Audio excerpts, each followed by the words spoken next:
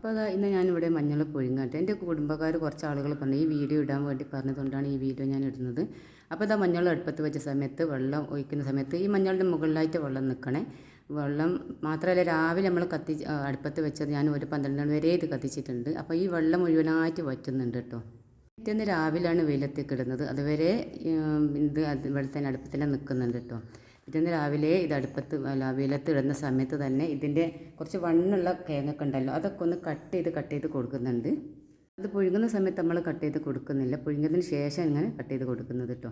അപ്പോൾ ഇതൊന്ന് വെയിലത്തേക്ക് ഇടുന്നുണ്ട്. ഒരു 3 ആഴ്ചത്തോളം ഇത് ഉണങ്ങണം. അപ്പം ഉണക്കിയതിന് ശേഷം ഇതിൽ കുറച്ച് പണിയുണ്ട് കേട്ടോ. ഇത് ഉണങ്ങിയതിന് ശേഷം ഇതൊരു ചാക്കിലിട്ട് തല്ലി എടുക്കണം. ഇതിന് ശേഷമാണ് ഇത് പൊടിയാക്കുന്നത്. ഈ പൊടിയാക്കുന്ന വരെയുള്ള വീഡിയോ ഇൻഷാ അല്ലാഹ് നോൽബ് കഴിഞ്ഞതിന് ശേഷം ഞാൻ വീഡിയോ ഇടുന്നുള്ളൂ. പിറ്റേന്ന് രാവിലെയുള്ള വീഡിയോ ആണിത്. ഇതൊരു 3 ആഴ്ചത്തോളം ഉണക്കേണ്ടി വരും കേട്ടോ. ഇൻഷാ അല്ലാഹ് ഇതിൻ്റെ ബാക്കി റമദാൻ കഴിഞ്ഞ്